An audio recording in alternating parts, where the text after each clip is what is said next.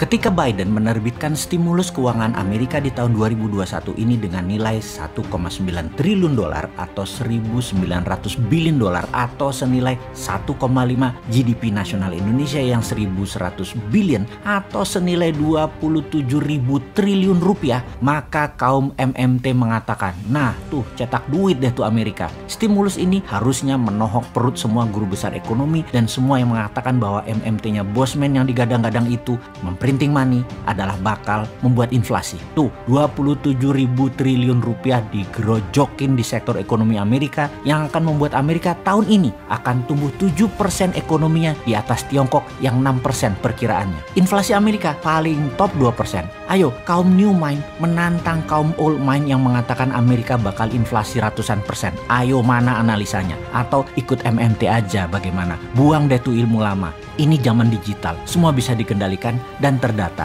Kita harusnya mulai dari sana, digitalisasi ekonomi. Kembali ke growth Amerika 7% tahun ini. Ingat 7% dari GDP per kapita Amerika yang 56.000 dolar itu loh ya, bukan 7% dari GDP per kapita negara seperti Indonesia yang hanya 4.100 dolar. Bayangkan tumbuh 7% dari 56.000 dolar adalah 3.900-an dolar naiknya, sama dengan GDP per kapita Indonesia naiknya. Kalau Indonesia naiknya segitu, hampir 100%, itu baru bernegara namanya. Tahun lalu Indonesia itu minus 2%, tahun 2021 ini diperkirakan naik 4% plus. Namun saya mungkin memprediksi 3%-an kayaknya realistiknya.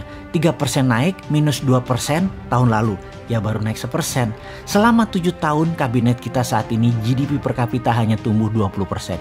Bandingkan dengan Narendra Modi punya kabinet di India, bandingkan dengan Duterte Filipina, bandingkan dengan Vietnam deh, periodenya sama, naik semua. Dan terbukti 60%-an 3 negara itu naiknya, bukan 20 alias 3 kali Indonesia. Alamnya kayak Indonesia, letak geografisnya strategis Indonesia. Semuanya terkena imbas globalis COVID, tapi kok beda tumbuhnya?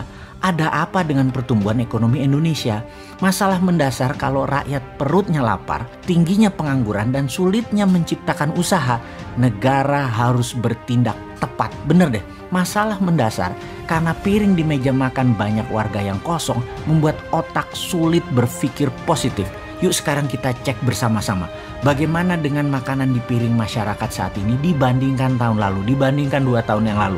Lebih banyak isinya mana? Lebih banyak yang instan-instan atau bon hutangan di warteg sebelah udah lunas atau nambah besar? Itu aja kita cek. Tantangan ini harus kita selesaikan dengan pemahaman dan strategi baru. Atau tepatnya beda mindsetnya. Caranya bagaimana? Yang paling sederhana adalah ya sudah, pakai yang old mind dulu juga nggak apa-apa. Tapi ada syaratnya. Syaratnya mereka harus satu tim. Lebih baik lagi tentunya satu tim itu adalah mindsetnya new mind, pendukung MMT. Saat ini kita semua setuju untuk menyelesaikan berbagai masalah di tanah air. Strateginya adalah vergader, verbod, seperti yang telah kita sampaikan dalam video sebelum ini. Tujuannya sentralisasi kekuatan dan gebuk yang tidak kooperatif. Sentralisasi kekuatan dan menjadi otoritarian bagi saya tidak jelek-jelek amat. Erdogan juga begitu, Xi Jinping juga begitu, Lee Kuan Yew juga begitu. Saya setuju, oke. Namun perlu diingat, apapun bentuk cara kelola negaranya, maka harus didukung dengan putra-putri terbaik yang menjalankan tugasnya. Kalau mengukur KPI, prestasi indeks yang dipakai di pejabatnya, maka semua pasti berjalan baik. Seperti Singapura deh misalnya. Kalau sebaliknya, sudah sentralisasi, otoritarian yang dipakai orang yang manut dan dekat saja dengan indeks prestasi rendah, tapi tetap dipertahankan. Ini berbahaya kalau bernegara kayak gini. Bubrah semua. Harus berani memakai mereka yang punya ide dan prestasi cemerlang. Banyak saudara sebangsa yang cemerlang otaknya dan prestasinya. Pakai mereka itu yang saat ini menjadi pejabat atau menteri pemain utama Liga Menteri Kabinet Urusan Ekonomi. Sudah masanya lengser 100%. Saya teringat pelatih sepak bola favorit saya, Sir Alex Ferguson. Dulu dia adalah coachnya Manchester United. Main bola itu 90 menit. Dia pasti menilai siapa yang bagus selama pertandingan dan siapa yang akan dipertahankan full main 90 menit. Di menit 60 ini kunci suksesnya dia. Kaki-kaki pemain siapapun dan di kelas apapun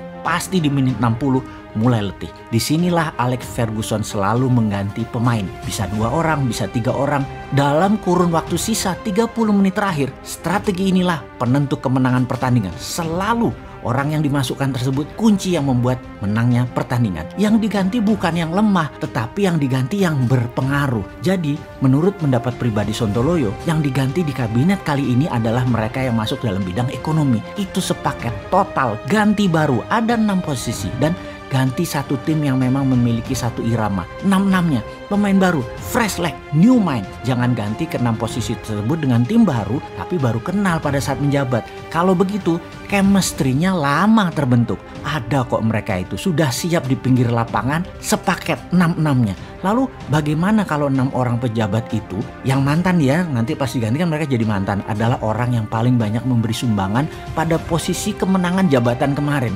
Mereka nantinya bisa ngamuk. Gampang, selama permennya ada, bagiannya ada, peluangnya ada, diberikan tetap kepada mereka sama seperti ketika mereka menjabat jabatan politik tersebut. Mereka akan tetap senang kok. Ingat loh ya, pejabat yang diganti itu mereka bukan kalah atau salah. Mereka digantikan juga bukan digantikan oleh orang yang lebih baik dari mereka. Mereka digantikan oleh orang yang lebih cocok dalam keadaan situasi saat ini. Bukan lebih baik, sekali lagi maaf ya, lebih cocok. Mereka berenam itu lebih cocok memang untuk membangun kemenangan. Itu memang talenta mereka. Letakkan di sana lagi, namun permennya yang sama ketika jabatan politik mereka punya. Happy deh semua pihak termasuk rakyat.